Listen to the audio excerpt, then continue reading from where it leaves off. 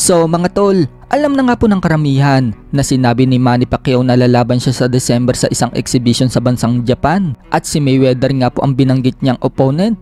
Tinatrabaho na nga daw nila yan mga tol.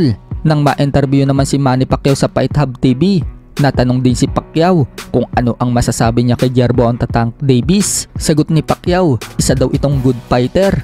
Kaya naman, natanungin si Manny Pacquiao kung babalik daw ba ito sa professional boxing at labanan itong si Tank Davis. Lalabanan daw ba niya? Matapang nga pong sinagot ni Manny Pacquiao kung aakit daw si Tank Davis sa 147, lalabanan daw niya ito. Tanong kay Pacquiao mga tol, sa 140 daw lumalaban si Tank Davis, so kaya daw ba niya bumaba ng 140 pounds? Sagot ni Pacquiao, sa 145 catchweight kaya daw niyang labanan si Davis. So mukhang interesado po si Pacquiao na labanan si Tank Davis dahil alam ni Pacquiao na si Davis ngayon ang kinikilalang face of boxing at alam ni Pacquiao mga tol, nakikita ang laban na yan. Kung matatandaan, noong nasa professional pa si Manny Pacquiao, minsan nang hinamon ni Tank Davis itong si Pacquiao. Subalit hindi nga po nangyari yan mga tol.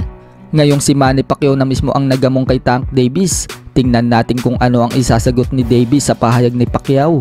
Lumalaban nga po si Davis mga tol sa 135 pounds at 140 pounds. Ilang pounds lang ang idadagdag ni Davis para labanan itong si Manny Pacquiao, habang bababa naman si Pacquiao ng 145 pounds.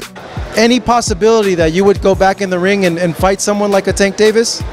If he want, and if he come up to 147, then we can fight. He can't meet you at 140? 145 maybe. Wow. So this is big news. You're willing to do a catchweight fight with Tank at 145. 145. What happens? You have a lot of experience, but he's explosive. What would happen in that fight? Oh, that's not a problem for me. Because I'm experienced fighter, so. Sa kabilang banda naman mga tol, nagkita ang dalawang Russian World Champion sa light heavyweight na si Dmitry Bivol at Artur Beterbiev. Nag-face off nga po silang dalawa mga tol at halos hindi sila nagkakalayo ng laki. Hawak po ni Beterbiev ang tatlong titulo sa light heavyweight, ang IBF, WBC at WBO.